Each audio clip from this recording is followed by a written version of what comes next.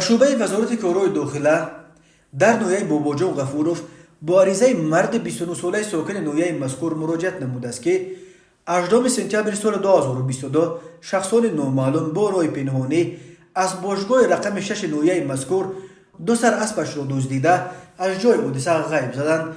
ضرر رسانیده شده 200,000 سامانی را تشکیل می‌دهد. هنگام گذرانیدن چاره‌بینی‌های اپراتیوی جستجویی از جانب کارمندان میلیسیا، مرد 37 ساله ساکن نویه مذکور همچون گمانبر در صادر نمودن جنایت دزدی دستگیر کرده شد. نسبت گمانبر شونده پرونده جنایتی با ماده 244 قسم 4 کودکس جنایتی جمهوری تاجیکستان آغاز کرده شده تفتیش ادامه دارد.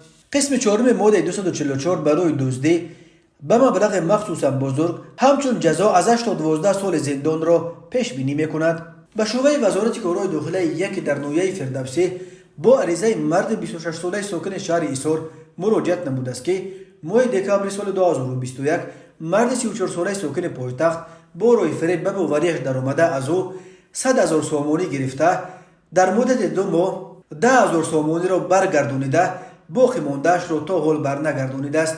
از روی این حادثه تفتیشات ادامه دارد.